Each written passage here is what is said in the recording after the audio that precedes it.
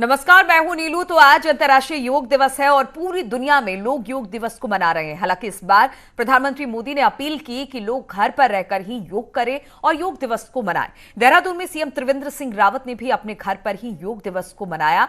इस दौरान सीएम त्रिवेंद्र रावत ने कहा कि इस बार योग दिवस में अलग हालात हैं और प्रधानमंत्री ने अपील की है कि सभी लोग अपने घरों में अपने परिवार के साथ योग करें।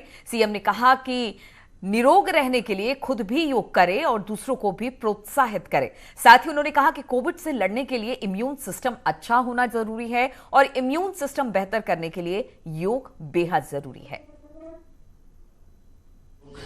विशेष परिस्थितियों में हम लोग कर रहे हैं। विगत वर्षों में जहां हम सार्वजनिक रूप से और लाखों की संख्या में लोग एकत्रित होकर के एक साथ योगाभ्यास करते थे, इस वर्ष कोविड-19 की वजह से माननीय प्रधानमंत्री जी ने सभी देशवासियों से अनुरोध किया है कि हम सब लोग अपने घरों में योग करें। कोविड-19 महामारी के लिए हमारी इम्यूनिटी मजबूत होना बहुत जरूरी है और योग के द्वारा हम अपनी इम्यूनिटी को यानी कि अपने रोग प्रतिरोधक क्षमता को बढ़ा सकते हैं। के प्रदेश अध्यक्ष बंशीधर भगत ने हल्द्वानी में योग दिवस मनाया और लोगों के साथ योग किया। इस दौरान भगत ने लोगों को योग दिवस की शुभकामनाएं दी और कहा कि योग स्वस्थ शरीर के लिए बेहद जरूरी है। धीरे से दोनों हाथ हमारे घुटने के ऊपर आएंगे।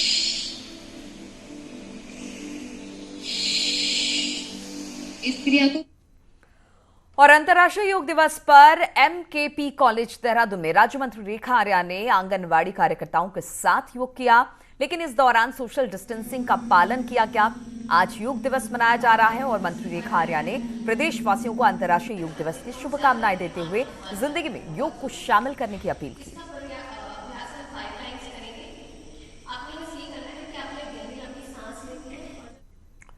और हरिद्वार में भी अंतर्राष्ट्रीय योग दिवस मनाया गया। कैबिनेट मंत्री और राज्य सरकार के प्रवक्ता मदन कौशिक ने गंगा घाट पर योग किया और स्थानीय लोगों के साथ योग दिवस मनाया। इस दौरान लोगों के साथ ही मंत्री मदन कौशिक भी योग करते नजर आए।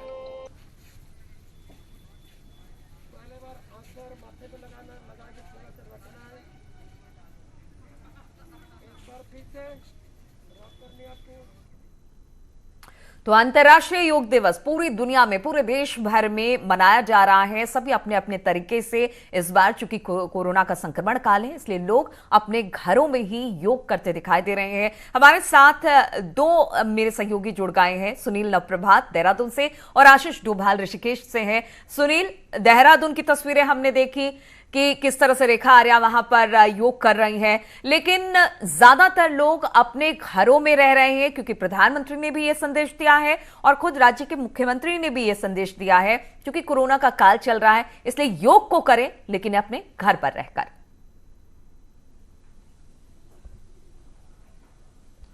बिल्कुल नीलू, एक संदेश देने की कोशिश है और हर साल जब भी इंटरनेशनल योगा डे मनाया जाता है, हर साल एक थीम होती है और इसीलिए कोरोना काल के मद्देनज़र इस साल की जो थीम रखी गई है वो घर पर योग, परिवार के साथ योग, ये थीम रखी गई है और लोगों को एक संदेश देने की कोशिश है कि वो कोरोना काल में भी अपनी एक्सरसाइज करें, योग करें तो उनकी जो रोग प्रतिरोधक क्षमता है वो बढ़ेगी और वो मानसिक और शारीरिक रूप से स्वस्थ होंगे। ये एमकेपी इंटर कॉलेज का क्षेत्र है। यहाँ पर अभी राज्य मंत्री रेखा आर्या ने आंगनबाड़ी वर्कर्स के साथ योग किया। खासकर जब राज्य मंत्री रेखा आर्या का कहना था कि आंगनबाड़ी वर्कर्स आजकल पूरे कम्युनिटी सर्विलांस में लगी हैं कोरोना के इस काल में। इसके अलावा वो गर्भधात्री महिलाओं की भी देखरेख करती हैं, तो जरूरी है कि उनकी इम्यूनिटी बढ़े, वो शारीरिक और मानसिक रूप से स्वस्थ हों। हमारे साथ यहाँ पर योगा की ट्रेनर हैं दीपिका। उन्होंने अभी राज्य मंत्री रेखा आर्या के साथ और तमाम आंगनबाड़ी वर्कर्स के साथ यहाँ पर योग किया। करीब 1 घंटे तक पूरा कार्यक्रम चला। दीपिका, हमारे दर्शकों को बताएं कि कोरोना के इस काल में योग कितने फायदेमंद हो सकता है आम आदमी के लिए? वैसे तो देखिए, योगा आप कभी भी करें, बहुत बेनिफिशियल होता है आपके लिए, बट स्पेशली आजकल कोरोना के टाइम में मोस्ट इम्पॉर्टेंट है, अभी वैक्सीन तो बनी नहीं है, तो सब बोल रहे हैं कि इम्यूनिटी को बढ़ाएं। तो योगा जो है आपको हेल्प करता है आपकी इम्यूनिटी सिस्टम को स्ट्रॉन्ग करने में, आपकी इम्यूनिटी को बूस्ट करने में। इस तरह से भी है और साथ ही जो अदर प्रॉब्लम्स हैं उनमें भी आपको योगा बहुत हेल्प करता है। आज आपने राज्य मंत्री रेखा आर्य को भी यहाँ पर योग करना सिखाया, तमाम आंगनवाड़ी वर्कर्स को भी आपने योग करना सिखाया। क्या मैसेज आप इन लोगों को देना चाहते हैं? मैसेज यही है कि योगा जो है आपके लिए, चाहे कोरोना है या नहीं है, योगा आप अगर अपनी लाइफस्टाइल में कन्वर्ट कर लेते हैं इसको, तो ये बहुत बेनिफिशियल है। मतलब जो हमारी छोटी छोटी प्रॉब्लम है, अगर आप योगा को एक आधा घंटा आप अपने बॉडी और माइंड को दे देते हैं, योगा के लिए दे देते हैं, तो आपका बॉडी, मतलब सुबह अगर 1 घंटा हम योगा को दे देते हैं तो पूरा दिन हमारा बहुत अच्छा जाता है। हम लाइट फील करते हैं, हमारे जो स्ट्रेस होता है वो कम हो जाता है, रिलीज हो जाता है। मतलब तो योगा बहुत बेनिफिशियल है। आप चाहे उसको किसी भी रूप में करें, आप सुबह करें या शाम को करें, आपके लिए बहुत बेनिफिशियल होता है। तो नीलू, आप दीपिका थी, आप योगा के एक्सपर्ट हैं। आपका कहना है कि योगा को आज के समय में लोगों को अपने लाइफ स्टाइल में शामिल कर लेना चाहिए ताकि वो स्वस्थ रहें, मानसिक रूप से भी और शारीरिक रूप से भी। बिल्कुल, तो एक दिन ये योग दिवस ना मनाए, 365 दिन योग को अपने दिनचर्या में शामिल करें। तमाम लोग यही कहते हैं और इसका कितना बेनिफिट है ये देखने को भी मिलता है।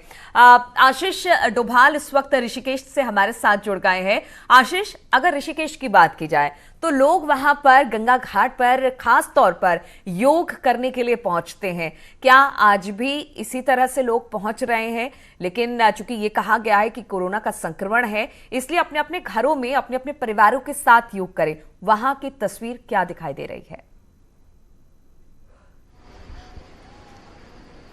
जी नीलू, आपको बताना चाहूंगा कि ऋषिकेश में सुबह से ही हम 5 बजे गंगा घाट पर पहुंच गए थे, तो यहाँ सुबह से ही लोगों की रौनक देखने को मिली थी और अलग अलग घाटों पर लोग योग करते हुए नजर आए हैं। आश्रम्स में और घरों पर तो योग चल ही रहा है, साथ में गंगा का जो तट है वहां पर योग करने का अलग ही महत्व होता है। मैं आपको बताना चाहूंगा कि अंतर्राष्ट्रीय योग नगरी के रूप में ऋषिकेश को जाना जाता है और यहाँ से योग आचार्य जो हैं वो पूरे विश्व में फैले हुए हैं और जो विदेशी लोग हैं वो ऋषिकेश के योग का विशेष ध्यान रखते हैं और यहाँ सीखने के लिए बड़ी संख्या में विदेशी लोग आते थे और यहाँ से योग की जो पताका है वो पूरे विश्व में फैली है।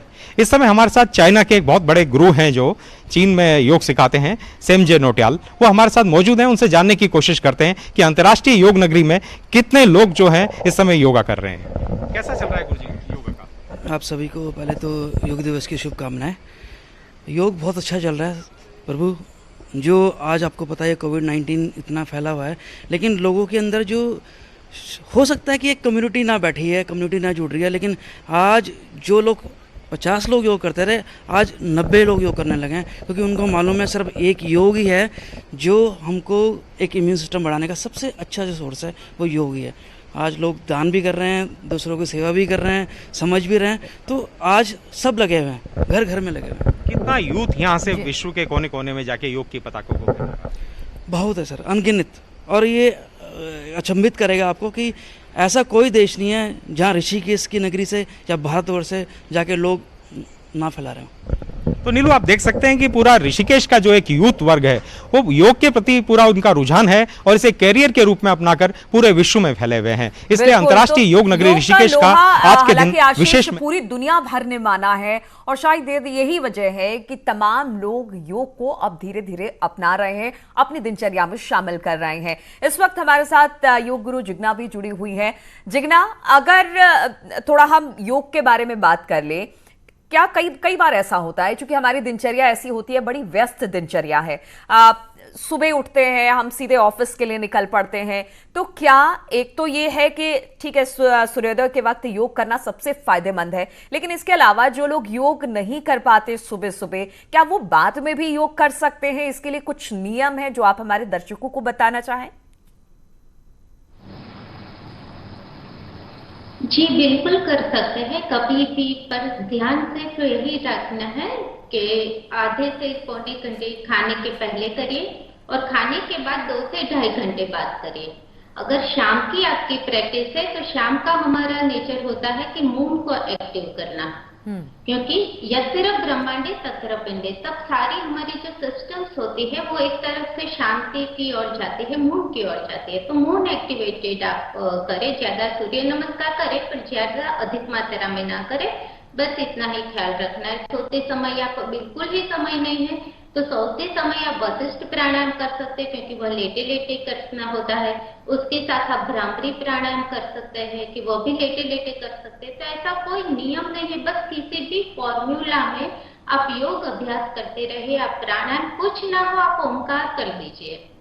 तो ऐसा नियम नहीं है, सुबह करें तो बेहतर है, पर ना करने से तो अच्छा ही है कि शाम को जब भी समय मिले कर ले। खाने के बाद अगर ऑफिस में ही आप बैठे हैं तो जस्ट भ्रामरी प्राणायाम कर ले, या ऐसे खाने से पहले चाह ही रहे तो ऐसा हल्का करके आप स्ट्रेच कर लीजिए, चाहे कुर्सी में बैठे हो तो भी आप देखेंगे कि पूरी हमारी जो स्पाइन होती है वो लंबी हो गई, जो एनर्जी को बढ़ा देगी, अपलिफ्टिंग कर देगी, है ना। तो इतना भी आप कर सकते हैं कि जी बिल्कुल। और एक बात जिग्ना, और बहुत सारे लोगों में चूंकि ऑफिसेज में काम करते हैं, बहुत देर तक कंप्यूटर पे काम करते हैं, उनकी हड्डियों में बहुत ज्यादा दर्द होता है, नेक पेन होता है, शोल्डर में पेन होता है, कमर का दर्द बहुत ज्यादा रहता है। ऐसे इसके लिए कुछ व्यायाम आप बताएंगे हमारे दर्शकों को?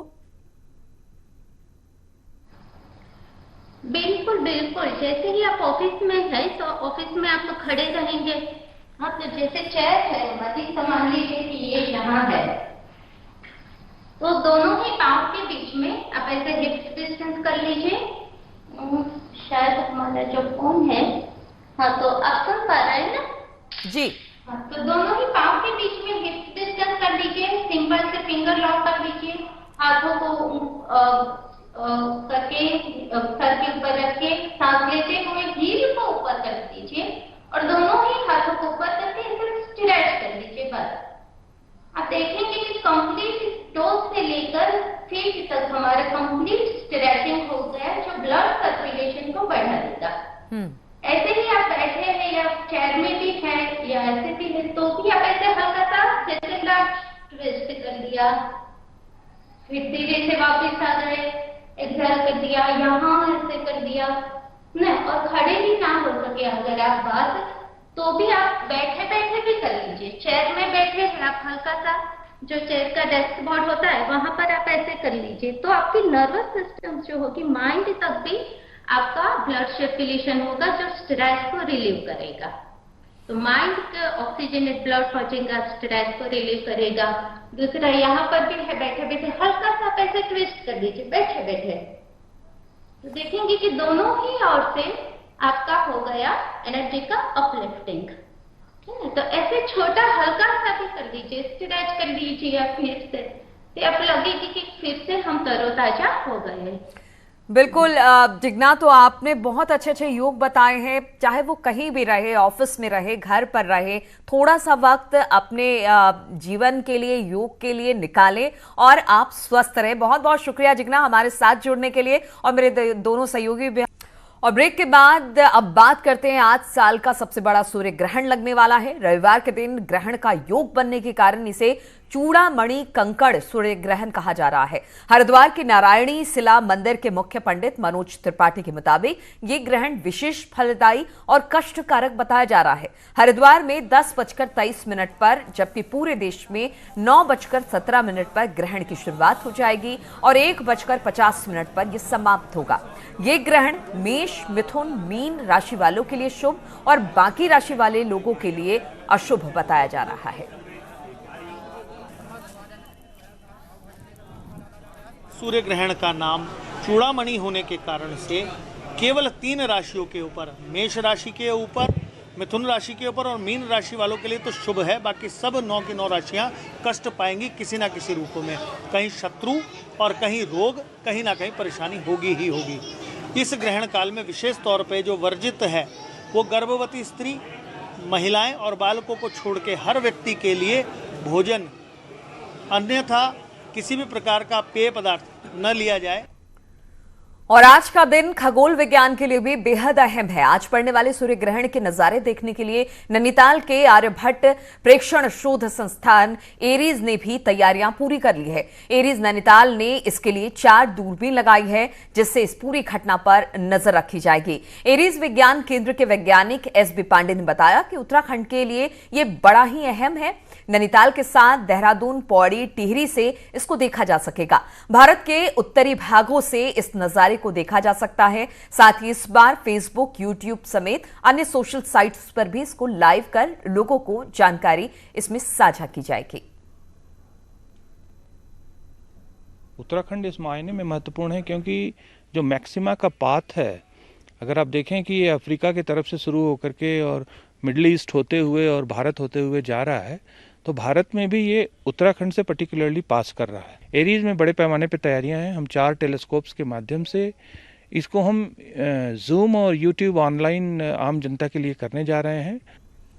और सूर्य ग्रहण से 12 घंटे पहले ही सूतक लग जाता है। इसके चलते सभी मठ मंदिरों के कपाट पहले ही बंद कर दिए जाते हैं। हरिद्वार में हर की पैड़ी में सूतक लगने से पहले ही सभी मंदिरों के कपाट बंद कर दिए गए। दरअसल प्रशासन ने हरिद्वार में शाम 7 बजे से लॉकडाउन की गाइडलाइन दी गई है, जिसके कारण हर की पैड़ी पर समय से पहले ही सभी मंदिरों के कपाट बंद कर दिए गए। हर की पैड़ी की प्रातःकालीन मंगला आरती आज दोपहर के 2:30 बजे की जाएगी।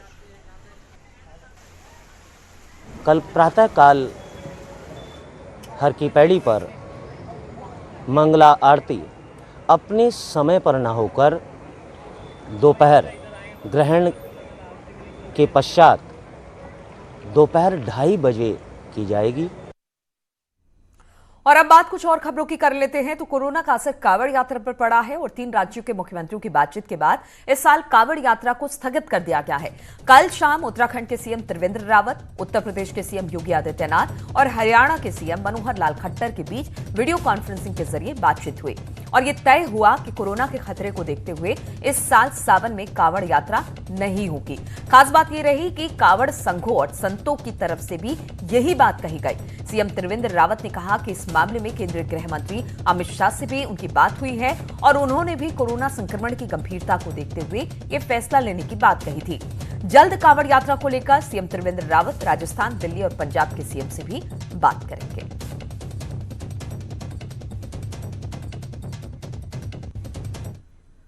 और देहरादून से ही कोरोना को लेकर एक बड़ी खबर है। अब सूत्रों के हवाले से खबर मिल रही है कि सीएम त्रिवेंद्र सिंह रावत के डॉक्टर एनएस बिष्ट की सैंपल रिपोर्ट नेगेटिव आई है। सीएम त्रिवेंद्र रावत के डॉक्टर हैं एनएस बिष्ट और उन्होंने सीएम त्रिवेंद्र सिंह रावत का शुक्रवार को चेकअप भी किया था। हालांकि पहले खबर आई कि डॉक्टर एनएस बिष्ट की रिपोर्ट पॉजिटिव आई है, जिसके बाद यह भी खबर आई कि सीएम ने खुद को क्वारंटीन किया। लेकिन अब सूत्रों के मुताबिक खबर यह आ रही है कि डॉक्टर की रिपोर्ट नेगेटिव आई है। और उत्तराखंड में कोरोना की रफ्तार बढ़ती जा रही है। शनिवार को कोरोना के 124 नए मामले सामने आए। देहरादून में सबसे ज्यादा 34, टिहरी में 24, उत्तरकाशी में 15, उधम सिंह नगर में 12, अल्मोड़ा में 11, चमोली में 7, हरिद्वार, नैनीताल और बागेश्वर में 5-5 केस, रुद्रप्रयाग में 4 और पौड़ी में 2 नए कोरोना संक्रमण के मामले सामने आए हैं, जिससे राज्य में मरीजों की संख्या बढ़कर अब 2301 तक पहुंच गई है, जबकि 1450 मरीज अभी तक ठीक हो चुके हैं। वहीं 27 लोगों ने कोरोना के चलते दम भी तोड़ दिया है। और मुख्य सचिव उत्पल कुमार ने कोरोना पर कहा कि राज्य में अभी कम्युनिटी ट्रांसफर नहीं है। सभी जिलों के डीएम को विशेष निर्देश दिए गए हैं। हर कोरोना केस की पूरी डिटेल जुटाई जाए और इस बात के निर्देश डीएम की तरफ से हैं। डीएम ने कहा कि हर केस का फॉलोअप करने के भी इस तरह के आदेश डीएम की तरफ से मिले हैं। ज़िले से इसीलिए जो हम लोगों ने बड़ा डिटेल में रिव्यू किया, हर ज़िले का रिव्यू किया और हर ज़िले के जो आंकड़े हैं उसके आधार पर किया। तो अभी किसी भी ज़िले में कम्युनिटी ट्रांसफ़र जो सामाजिक संक्रमण की बात है, ऐसा अभी किसी भी ज़िले में नहीं आया है। लेकिन फिर भी हमने कलेक्टर से कहा है कि हर केस का हमें बहुत डिटेल में, विस्तार में देखना चाहिए कि कौन कौन संक्रमण हो सकते हैं। और पिथौरागढ़ में संस्थागत क्वारंटीन से कोरोना पॉजिटिव को छोड़ने के मामले को प्रशासन ने सख्ती से लिया है। प्रशासन की ओर से सीमांत इंजीनियरिंग कॉलेज के क्वारंटीन इंचार्ज से इस बारे में जवाब मांगा गया। आपको बता दें कि संस्थागत क्वारंटीन से शुक्रवार को एक व्यक्ति को घर भेज दिया गया, जिसके बाद उसकी जांच रिपोर्ट पॉजिटिव आई थी। तो इन्हीं तमाम खबरों के साथ इस बुलेटिन में फिलहाल इतना ही। रुकेंगे छोटे से ब्रेक के लिए, लेकिन ब्रेक के बाद भी लगातार खबरों का सिलसिला जारी रहेगा।